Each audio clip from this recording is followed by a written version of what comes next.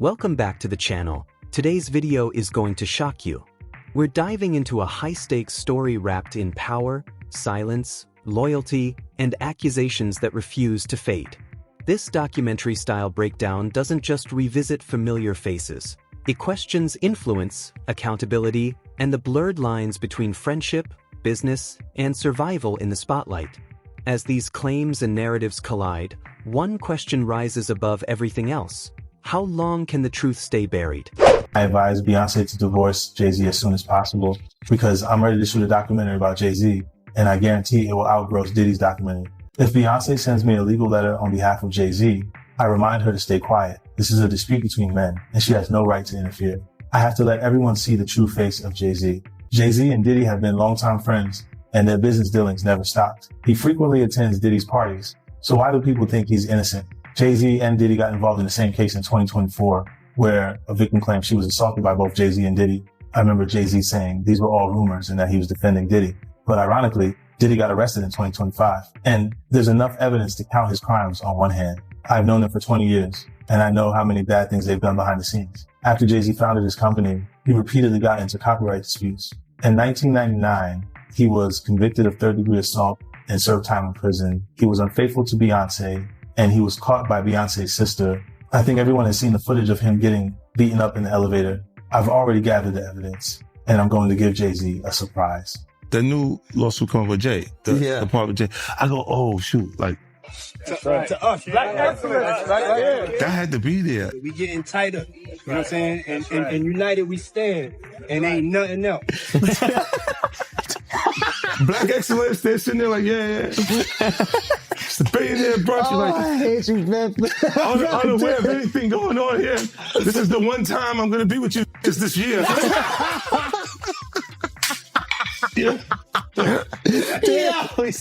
Come on, bro. That's the problem. You didn't realize on Monday that every word that you said was going to be invalidated on. This moment hits differently because it isn't just about individual actions, it's about the culture of silence that surrounded them. For years, proximity to power created protection, access, and opportunity, but also blurred responsibility. The documentary is forcing viewers to confront an uncomfortable possibility where people staying quiet out of loyalty, fear, or personal benefit. And if silence becomes currency, does that make the system complicit? Let me know in the comments. Do you think silence equals guilt? Or is it a survival instinct in an industry built on influence? To all of us, and laughing and joking with each other. Then over the years, I see them giving garden parties. You understand what I'm saying? You could tell that the people in power had gave that reign to Diddy, and Jay was next in line. So to separate him, when in fact, they may be two of the same, but because Jay-Z is low-key, that low-key sneaky shit, and Diddy is, and was, rambunctious, you know, just out with it, it don't mean that they not two of the same. One just a little quiet with his shit. What happened at the basketball game? When they ran into, you guys ran into Jay-Z? They were just talking. They was talking amongst each other about their little white girls. They little skinny white girls. And I mean, did Diddy always say negative things about Jay around you?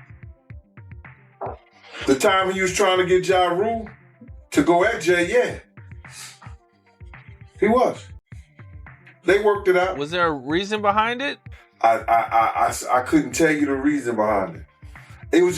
It's probably because Big had died. I don't know what it was, man. I don't know why he wanted Ja Rule to go at Jay. I guess if he kept them beefing or kept them into some bullshit, he could rise up in between both of them. You know what I mean? Yep. It definitely was some snake shit. Well, Meek Mill is also someone who has been tied into this whole Diddy. Rihanna was trafficked to Def Jam.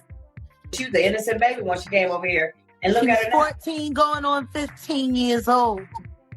Flown over without parental supervision in a private plane by a man who was supposed to be a producer who auditioned her at 3 a.m. in the fucking morning in a hotel room.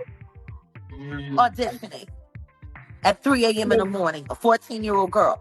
She was flown to another country. She was taken to Def Jam headquarters. She was left in a conference room alone with Sean Carter for nearly 6 hours alone with no parental supervision. Her father collected a $500,000 check. She has the fastest inked deal in Def Jam history. What's fascinating here is the contrast being drawn, the public personas versus the alleged behavior behind the scenes. One is described as loud, bold, and chaotic, while the other is painted as quiet, strategic, and calculated. But the documentary is asking a deeper question. Does a polished image make someone safer from criticism, or does it simply make the narrative harder to challenge? Sometimes, the most powerful figures aren't the loudest, they're the ones who move in silence. What do you think? Does personality shape perception, or does it hide reality? What do you think of that? And those men sit up there and seen her being abused by him, and they did what everybody else did for years in the industry. They kept it quiet and kept doing business with him. Do you think a lot of people know what Puff was doing and kind of just turned a blind eye? Yeah. That's a no-brainer. That's a no-brainer. He had got so... You're listening. Everybody in the world knew he took a cowbell and tried to beat the coach up with it. Nobody did nothing.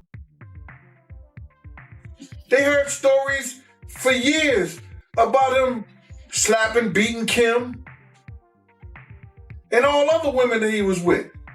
I'm surprised more haven't came out with it. They don't probably want the attention or whatever. But there's more women out there can say that he probably put their hands on them. With Usher, Neo, and Jimmy Iovine being exposed as somebody who might have potentially seen this type of behavior, do you think that they will try to call them on the stand, or, do you think they should be held accountable for some of that too? Well, I think that when you have situations like that and you in a room with somebody, you can't make them see anything when they come to the stand, because all they can say is that I didn't see it. I was there. I wasn't looking in that direction. I don't know what really happened. All I know is Cassie was holding her stomach, bent over, throwing up. You know what I'm saying? Yeah, they'll say anything. Their lawyers will tell them what to say. They have people to teach them what to say in circumstances and situations like that. So Dawn, yes, she saw it. She saw that they were there, and they should have seen it too. She would have to describe when that happened. What did Usher do? What did Neo do? What did they say? This shift in focus is crucial. The film isn't claiming guilt or innocence. Instead, it traces proximity, who was present, who benefited, and who stayed quiet. In industries powered by relationships, closeness isn't just social. It can become leverage, opportunity, or protection. Careers rise near power, and distance can mean exile. The documentary challenges viewers to separate coincidence from pattern, and that's where the tension builds. Do you think proximity makes someone responsible for what happens around them, or is guilt only determined by direct action? These days. Well, when I first heard the when I first heard the allegations, I said to myself, that's 2000, that's when I was there. And so I got to read what was said and how it went down and everything like that. And then first of all, I start seeing some inconsistency. But I don't want to, criticize the victim or the person that said that they was a victim, but some of the statements and some of the things that I heard was incorrect. As far as I know what we did at that time. First of all, we did not use limousines. We used SUVs in 2000. You know what I'm saying? So when she said that it was a limousine that picked her up or she went with a limousine driver, I was kind of skeptical and wanted to hear more about her story. So now she said that the limousine driver, got her into a party, but somehow she had to went to a gas station. And if you know that area, there's no gas stations unless you walk all the way up to 96th Street. That's like 40 something blocks. So I was like, all you had to walk to the west side, which is another 14, 15 long blocks. And then you would have to know where you're going to find that gas station because it's close to the West Side Highway. Unless she went all the way downtown, and then who gonna pick her up from that far away from the the venue where she went to. So, and then she said something about that, the allegation said something about that she went with the limo driver.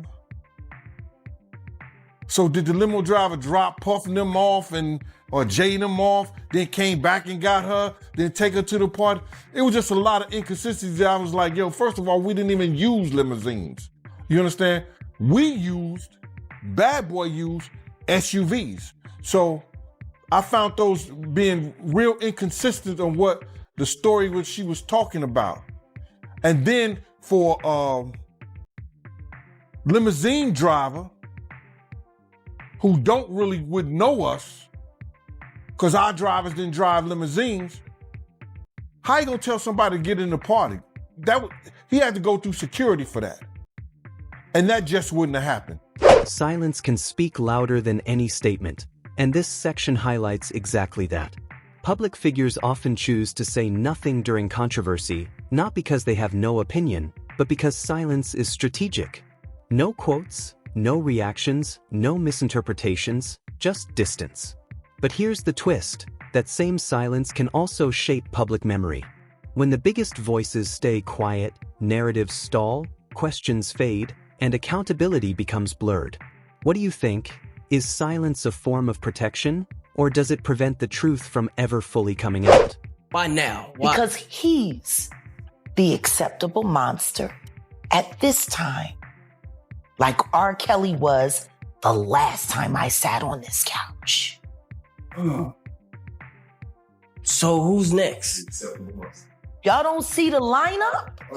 Yeah, we see the lineup. I'm just waiting to see who's next. Jay-Z is setting Diddy up. Why is everyone having such a hard time? He ain't doing shit different. He lined up D. Haven, stole his life and identity. He lined up Big L, stole his life and identity. He lined up Dame Dash, stole his life, identity, and took his love. Lined up R. Kelly. He wants to be the one. Yeah, shout out D. Haven. He actually hit us up, wanted to tell this story. You need to talk to D. Haven. Yeah, we need to talk to him. I told you that last year when I put you on the phone with him. You did. I want you to think about this. Allegedly, Sean Carter is responsible for enacting Hype Williams to put Aaliyah on a faulty plane to move her out the way as punishment for rejecting him, and so he could level up Beyoncé, who was struggling. Let's just say allegedly that happened. Now I want you to think about 106th and Park with Mary J. Blige. Free, who is a victim of Sean Carter. Yeah. Mary J. Blige, who is a victim of Sean Combs, are sitting there talking about the death of Aaliyah amongst each other. Think about that. You got a Diddy victim, you got a Jay-Z victim, and you got a superstar gone. They know what happened. And yet, they had to sit there and have that conversation like they didn't know who did it. Think about Claudia Jordan right now. Claudia Jordan don't ever mention my mother name. She mentioned it yesterday. Talking about why people are afraid to come forward. You mean like you? You was Diddy girl. Corey was Jay-Z girl. Why don't you claim your friend? Claudia. Once allegations move from whispers to documents, the tone changes completely. It's no longer just speculation.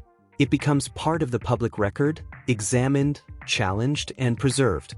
The documentary doesn't declare conclusions, but instead tracks how stories evolve once evidence, filings, and sworn accounts enter the narrative.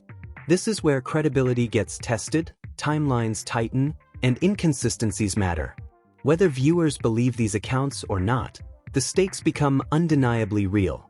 Let me ask you, do legal documents make allegations more believable, or does skepticism still remain? Other that has so much promise become an icon as far as in the music business and stuff that he did to turn around and just tear his whole life down. But it's all because of his mentors and the people that trained him and taught him the music business. You know, it's all about the people who trained and taught him the music business, because Puff wasn't, he wasn't born a monster. You know what I'm saying? He was made into a monster, brother. Do you understand what I'm saying? He was made into a monster from the stuff that happened to him, the things that he had to do. You understand? The things that he had to do to become who he is. You know what I'm saying? You know, it's like this, brother. You never like something so much that you can't do without, and you never be willing to do anything to get where you want to be at. You got to have principles, you got to have morals, you got to keep with that stuff. And in that music business, a lot of that stuff get thrown out the window. You understand? And that's what happened to him. He started doing the things to other people that was done to him. To keep it frank, he was doing the things to other people that was done to him. And it is what it is. You got to know better. And if you know better, you will do better. When he was in New York City, he was like that gecko from the Geico commercial. Then he turned and started going, when he lived in Cali and Miami, he turned into Godzilla. I would see him talk about how he using drugs. He was never like that. Smoking cigarettes, smoking weed and everything like that. He turned into something that you could consider a monster, bruh. Then he started doing things to people, you understand, that he learned. That's a learned behavior, bruh. Now, I'm not saying that he may have been doing a couple of things here and there with women, stuff like that in New York, but the things that they're talking about that he was doing, bringing in prostitutes to have sex with his girl and all that stuff like that, that was some crazy stuff to me, man. So I'm just looking at this whole thing, man, and you had asked me, and we don't have these conversations like most people die with his lawyers and them and everything. His lawyers and them wrote that shit up, and now he presenting to the people like he wrote it. Everybody know that if he's stealing rhymes and he's stealing bars, I know that's your man, Mighty. But you know there's a lot of bars and a lot of rhymes he done stole from people. If he's stealing rhymes and he's stealing bars, he ain't write no letter like that for nobody and to nobody. I mean, Jay was paying homage, man, showing respect. Oh, okay. He was showing respect? Yeah. Well, I guess Tupac and Biggie showed the same respect too, right? Huh? Oh, you ain't got nothing to say about that. All right, okay. I guess Big L was showing respect too, right? I guess Cam them show respect too, huh? It's a lot of rappers, man. I guess Mace was showing respect too. It's a lot of rappers, man. They don't steal. Yo, Mighty, I'm finna blow you out the water. This nigga stole the whole song. I got 99 problems, and now he finding out a bitch is one. Come on now. He stole a whole song from Ice-T. Didn't give him the props on it. I know you're gonna cut this part out, but it's the truth. Let's get back to the letter. Now, he called the lawyer ambulance chasing, all that stuff like that. I think Tony Buzzard probably got a lawsuit against him now. You understand? Defamation of character, the whole 9 yards. So Jay gonna have to say, I didn't write that, my lawyer wrote that. But he came out like saying that he wrote it, like he was doing that. So he got him a defamation claim, defamation. I think Tony Buzzard got a defamation lawsuit against him right now. Against his character, this, that, and the third, the whole 9 yards. So as far as that letter is concerned, man, Tony Bugsby sent him a demand letter, award letter. All lawyers do that. He didn't go out the scope of what the information he had from representing his client. Now Jay-Z is sitting back, you know what I'm saying, going at him personally. Now, all this back and forth and this media stuff like that, 9 times out of 10, you usually don't find that lawyers going at each other in the media. They be doing that shit in the courtroom, but it makes for entertainment. And I guess we're being entertained by this bullcrap. This section raises one of the most powerful questions in the entire documentary. Can a legacy withstand scrutiny without collapsing? Icons aren't defined only by success. They're also defined by how they respond when challenged. Do they embrace transparency or hide behind reputation? The film frames legacy as something tested, not erased, by controversy. For some, pressure reveals character. For others, it exposes contradiction. In your opinion, does greatness excuse past behavior, or should influence demand even greater accountability? I want to say this to protect myself, that there's stories of Jay talking to underage girls. It was a girl from my block that was 16, 17 years old that Jay was talking to. If she was 17. So there's plenty of stories out there that they might flood the market of Jay talking to underage girls. I heard this kid that is claiming to be his son. His mother was 15 when she conceived him and had him at 16. And Jay refused to do a blood test or anything like that. And all of a sudden, when this has gotten real big and Tony Bugsby had taken the kid's case, the kid just got arrested for having a gun in his car, I think like that. Did you hear something about that? That the kid got arrested for having a gun in his car, and when they go and watch the tape, somebody was planting a gun in the kid's car. Now the kid who never been in trouble to that degree, and now he's facing a case for a gun case for having a loaded firearm in his car. So, answer your question. There's plenty of stories. Ain't Beyoncé one of those stories? Isn't Foxy Brown one of those stories? Isn't that kid mother one of his stories? There's a lot of stories, bro. So, That's what I say about it. Anybody can come on this internet and say anything, right? And dude is getting a whole lot of attention because people even calling me, asking me about him, you know, and I don't know him from a can of paint. He even mentioned my name, saying that I know. I know what I know. I don't know what he knows. But I do know this, that it's only 3 people that had contracts with Puff and Bad Boy. Me, Wolf, and Paul Offord. If he didn't come through Paul Offord Security, Green Gate Security, he didn't have a contract with Puff. Because anybody who worked for Puff, other than me and Wolf, came through Green Gate Security. That was Paul's security thing. Especially at the time that he was saying that he worked for Puff. Or Puff offered him $30,000. Now, anybody knows this, that Bad Boy took 50% of all this artist publishing, right? 50% of all the artist publishing straight out the rip. Then Puff gave Big $200,000 for the rest of his publishing. So what publishing did he was trying to get and keep from Puff? You understand? What publishing was Puff was trying to get when he already had it?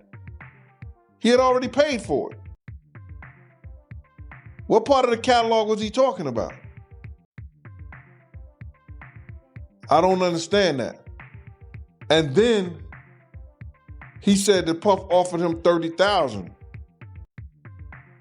I can't say he lied, but I can say that he wasn't a part of Bad Boy Security that I know. I knew everybody who worked during them days. You understand? And I don't know dude from a can of paint. So whoever this Uncle Ron dude is, he's a liar then. He's a fraud. Is he a fraud? Bruh, he's what he is. He wasn't part of our security that I knew of. Not at that time. I'm going to tell you the song she should have remade. It's a hit. It would have done great for her. She should have tried it on. Tammy Wynette. Classic. Stand by your man. Don't act like you don't know that. Remake that. Stand by that. That's a real country hit. Jolene, nice. But it has a ring to it. Stand by your man. Yeah. Whoops you and disrespects you with other like Kathy Coriana White. All right, well, let's do it like this. Who was actually carrying his baby while you was spanking it. Yeah. Why your husband don't want to put his seed inside of you? He put it in everybody else? Wild in this world, yo. It's funny, you open up Beyonce's internet, it just gets weird. Beyonce's internet. That's what we're calling that it. That belongs to the devil. Unless you calling that the devil, she ain't nothing but an employee. Oh. And half of which dumbass bitch.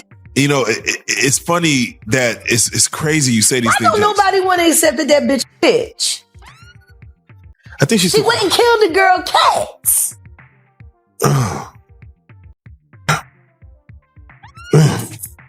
Okay. A girl went to court and charged her with extreme witchcraft. She was hypnotized. She was drunk. Beyonce came and she was in there eating on her and shit while she was asleep. Snacking on his bitch. Killing people cats. And guess what? They wouldn't give her the restraining order. They just told her to stay away from Beyonce and work for somebody else. Guess what? She's having a hard time finding work too. Which is interesting because she's a brilliant musician. And she was trained at the esteemed Berklee College of Music. Handpicked by my very good friend, Terry Lynn Carrington. Dr. Terry Lynn Carrington, who put together Beyonce's entire female band, which was Matthew Knowles' idea because he couldn't get Beyonce to stop people. Guess you didn't know your daughter well enough because she just started all the girls. Impulse control issues? I don't know. Okay, I'm saying, Sean Carter, you're a piece of shit. Taking Pimp C wasn't bad enough. You just want to go down there and you want to just remove all of the balls from every real gangster in Houston. This documentary doesn't deliver simple answers. Instead, it exposes the tension between power, silence, proximity, and responsibility. It shows how narratives shift when allegations enter the record, how legacies are challenged, and how influence can both build and protect empires. Whether viewers see this as truth, agenda, or long overdue accountability, one thing is clear: the conversation can no longer be ignored. If this breakdown shocked you, hit like, share your thoughts in the comments, and subscribe for more powerful celebrity